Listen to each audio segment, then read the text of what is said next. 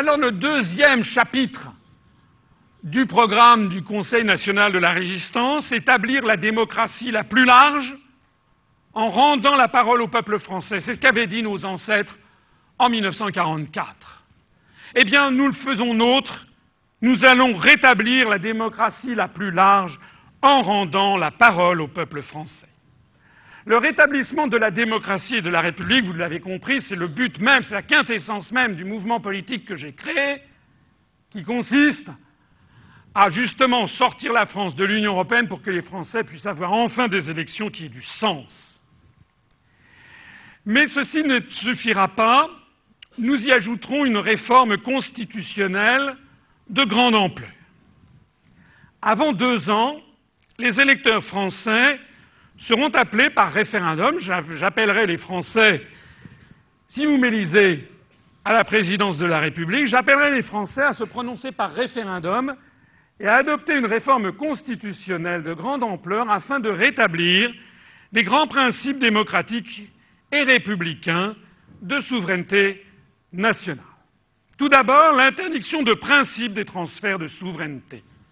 L'interdiction constitutionnelle de tout transfert de souveraineté qui ne soit pas précisément limité dans le temps et dans l'objet et sous contrainte de réciprocité. C'est vrai, quoi, on ne peut pas avoir une constitution qui précise que le président de la République est chargé de veiller à la souveraineté et à l'indépendance nationale et de considérer comme normal de faire des transferts de souveraineté. Il y a quelque chose qui cloche, donc il n'en est plus question. Il faut tout simplement que l'on ait des transferts éventuellement provisoires dans quelques organisations internationales, et encore, et de toute façon provisoires et jamais pérennes. Le deuxième point sera la suppression de la procédure du Congrès. Parce que une réforme constitutionnelle concerne tous les Français. Et donc tous les Français doivent être amenés à décider s'ils veulent, oui ou non, changer leur constitution. On a vu le scandale qu'a représenté la ratification du traité de Lisbonne. Désormais, toute réforme de la Constitution ne pourra plus se faire que par la seule voie du référendum prévu par l'article 11, et la réforme ne pourra être adoptée d'ailleurs que par une majorité des électeurs inscrits.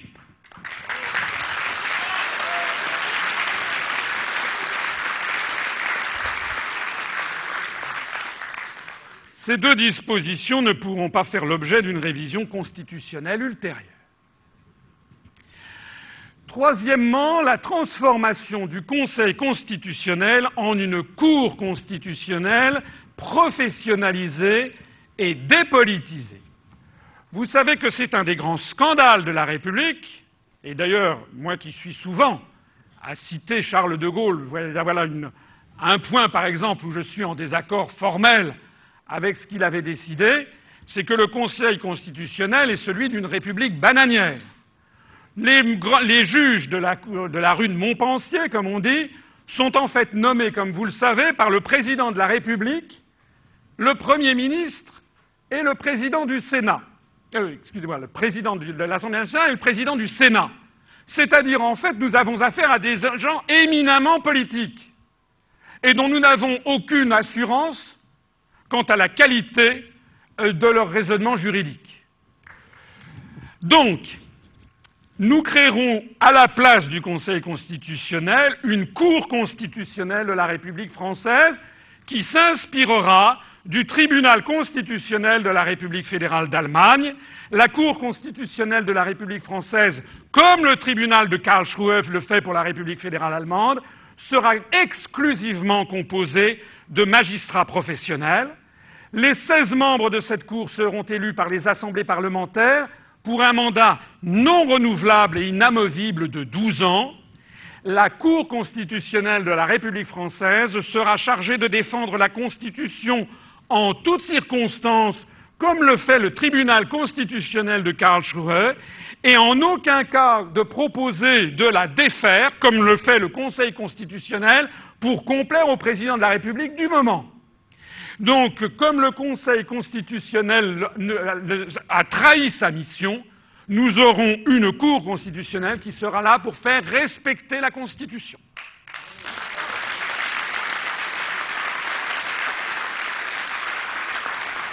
Toujours dans cette réforme constitutionnelle de grande ampleur pour rendre le pouvoir aux Français, oui, ça c'est l'entrée du Conseil constitutionnel actuel qui se transformera en Cour constitutionnelle.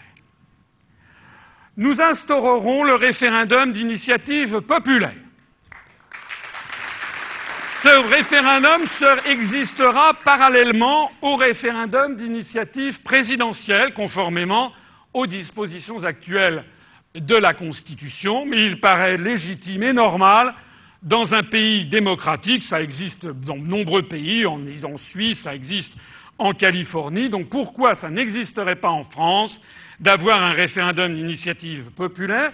Ce référendum s'effectuera sous le contrôle de la nouvelle Cour constitutionnelle de la République française, qui vérifiera seulement si ce référendum est bien conforme à la Constitution. Mais nous n'aurons donc pas de jugement en opportunité politique préalable. Il vérifiera simplement si effectivement ça ne viole pas les principes fondamentaux de la Constitution. Mais pour le reste, ça dépendra aux Français de décider de prendre cette initiative. Une loi organique, vous connaissez le régime des lois organiques, qui sont des lois plus complexes que les lois normales. Une loi organique fixera les modalités d'organisation de ce référendum d'initiative populaire. Les référendums, qu'ils soient d'initiative de l'exécutif ou d'initiative populaire, pourront également désormais comporter plusieurs questions afin de permettre de nuancer les réponses. Puisque l'un des principes souvent opposés au référendum, c'est de dire c'est oui ou non. Eh bien, ça existe d'ailleurs ailleurs, d'avoir des référendums avec des possibilités pour les Français de répondre à diverses questions à la fois. Le cinquième point, ça sera la reconnaissance du vote blanc.